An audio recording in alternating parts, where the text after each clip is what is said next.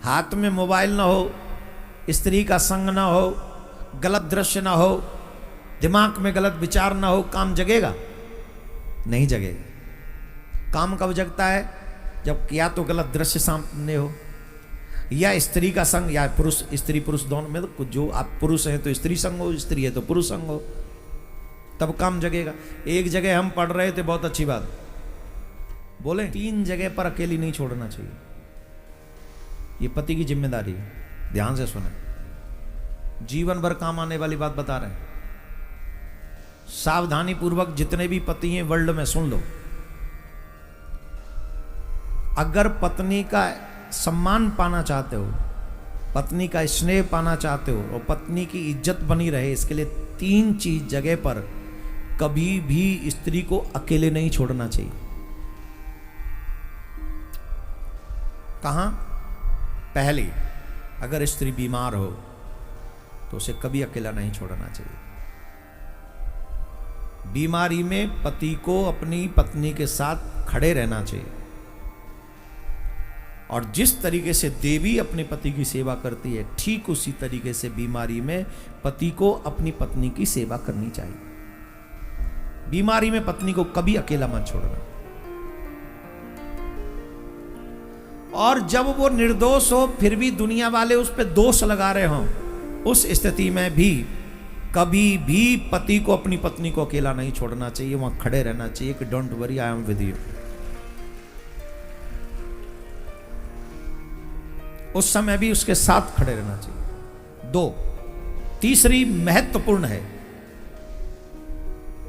किसी भी कठिन परिस्थिति में पराये पुरुष के साथ स्त्री को अकेले नहीं छोड़ना चाहिए,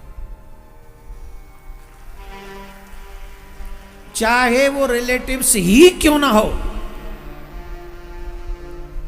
ध्यान देने योग्य बात है। चाहे वो मामा का हो, चाहे वो फूफा का हो, चाहे वो जीजा का हो, चाहे वो साले का हो, जवान अगर कोई है तो उस कठिन परिस्थिति में कभी भी एक स्त्री एक पुरुष को नहीं छोड़ना चाहिए।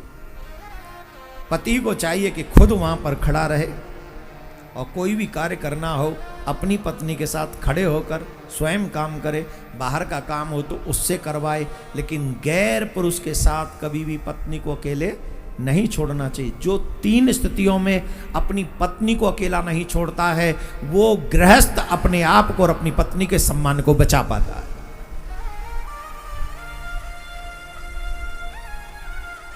क्योंकि जब स्त्री पुरुष 2 होंगे, निश्चित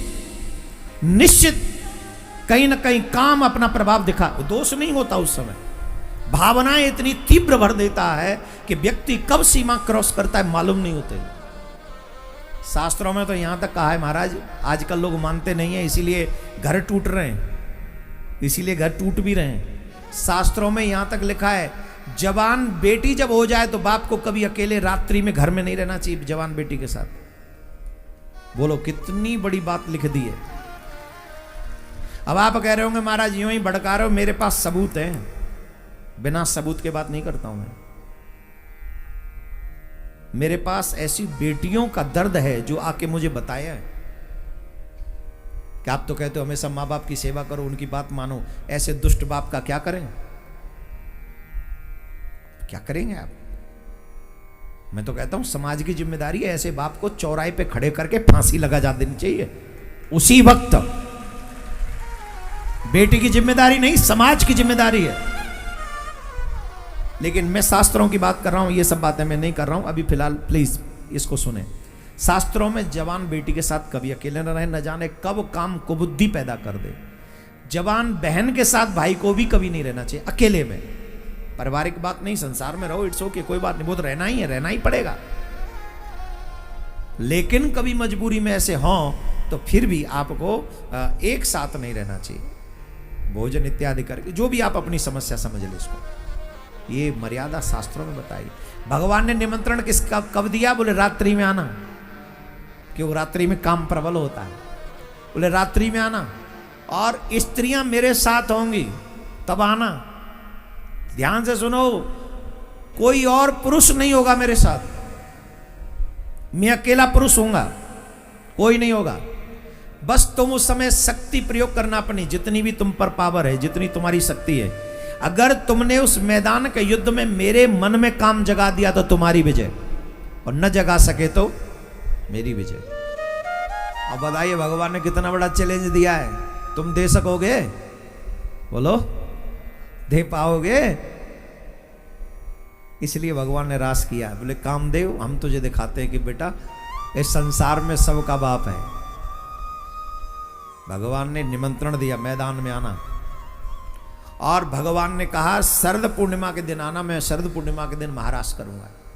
मेरे मन में काम जगा सके तो तुम्हारी विजय, न जगा पाए तो मेरी विजय। बोलो राधे राधे।